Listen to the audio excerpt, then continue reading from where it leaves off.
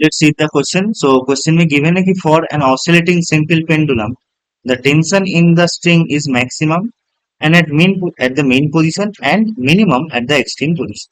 Reason given है the velocity of oscillating bob in simple harmonic motion is maximum at the main position. ठीक है.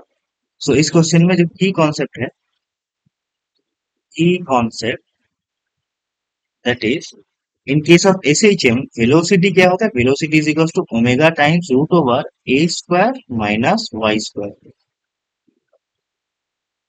A square minus y square. Okay. जहाँ पर a is amplitude and y is displacement.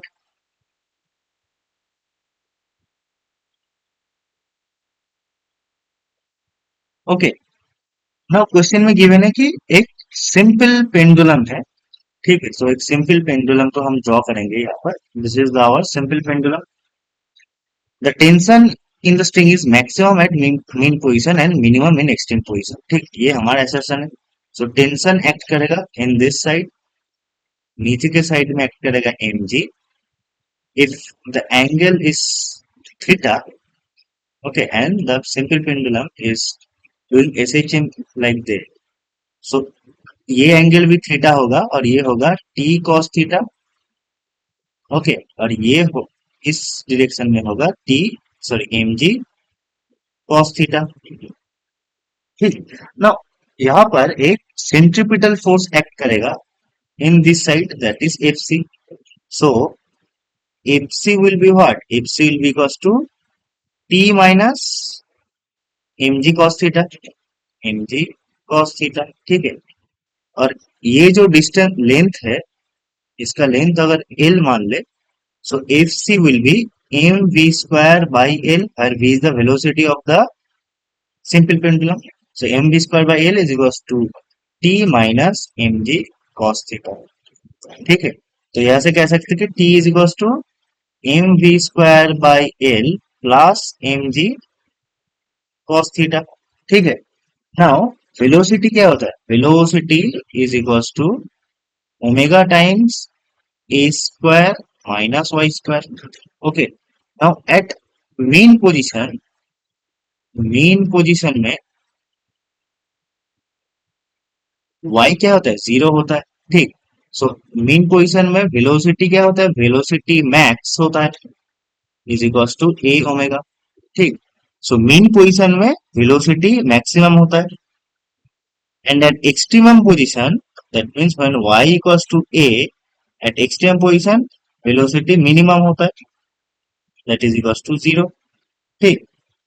सो अगर हम tension को देखें, सो eight main position ये वाला part m we square by l ये मैक्सिमम होता है because v is maximum.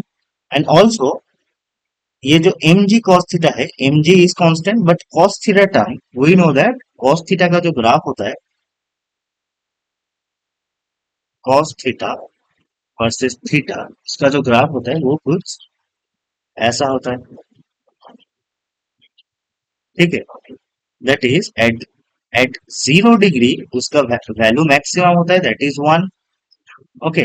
And at pi by 2 उसका वैल्यू मिनिमम होता है.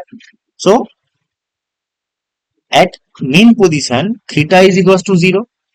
Okay. So at mean position ये वाला पार्ट भी मैक्सिमम हो जाता है. That means tension at mean position, tension is also maximum. Sorry, tension is, हाँ okay, tension is maximum. Okay.